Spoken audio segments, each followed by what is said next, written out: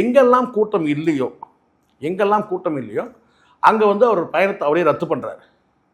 இப்போ உதாரணத்துக்கு இப்போது வில்லிவாக்கம் பகுதியில் வந்து டி நகர் வரைக்கும் வந்து அவருக்கு அன்றைக்கி அனுமதி கொடுத்துட்டாங்க. ஆனால் இவர் என்ன சொல்கிறாரு, அங்கேருந்து நான் வரத்துக்கு 1 மணி நேரம் ஆயிரும் அப்படின்றாரு. 1/2 மணி நேரம் போதும், அதிகபட்சம் 1/2 மணி நேரம் தாராளமாக போதும். சரி, அப்படியே நீங்கள் ரத்து பண்ணுங்கள். உங்களால் வந்து டி நகர் ரத்து பண்ணிடலாம். வில்லிவாக்கத்தை நடத்தியிருக்கணுமா இல்லையா? வில்லிவாக்கத்தை ரத்து பண்ணார். அது காரணம் கேட்டால் பெரம்பூரில் அவருக்கு வந்து அன்றைக்கி இரவே வந்து மீட்டிங் போட்டிருக்காங்க. பெரம்பூரில் கூட்டம் குறைவாக இருக்குது. அது கண்கூட வந்து டாப்பில் இருந்து நீங்கள் எடுத்திங்கன்னா ஈஸியாக தெரியும். நீங்கள் இந்த சமதளத்தில் பார்த்தீங்கன்னா கூட்டம் நிறைய இருக்க மாதிரி இருக்கும். ஆனால் டாப் ஆங்கிள் வந்து நீங்கள் பார்த்தீங்கன்னா ட்ரோன் கேமரா பார்த்தீங்கன்னா கூட்டம் இல்லை. அப்போ அந்த காலியாக இருக்கிறன்னு தெரியும்.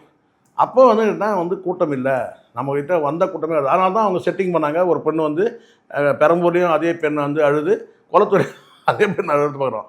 ஸோ அதனால் பெரம்பூர்லேருந்து எல்லாமே வந்து பெரம்பூருக்கும் குளத்தூருக்கும் வந்து பார்த்திங்கன்னா வந்து பக்கத்தில் ஒரே ஒரு என்ன சொன்னாங்க, அந்த ஒரு பிவிஆர் தேட்டருக்குள்ளே இப்போ வீனஸ் தேட்டர், அவ்வளோதான். அது தாண்டி தான் உங்களுக்கு பெரம்பலூர் ஃபுல்லாகவே. ஸோ பெரம்பலூரில் இவங்க அனுமதி வாங்கலை, காவல் நிலையத்தில் வாங்கலை. அதே சமயத்தில் அதுக்கு பிறகு வந்து 2 நாள் 3 நாள் கழிச்சு நினைக்கிறேன் அனுமதி கொடுத்தாங்க.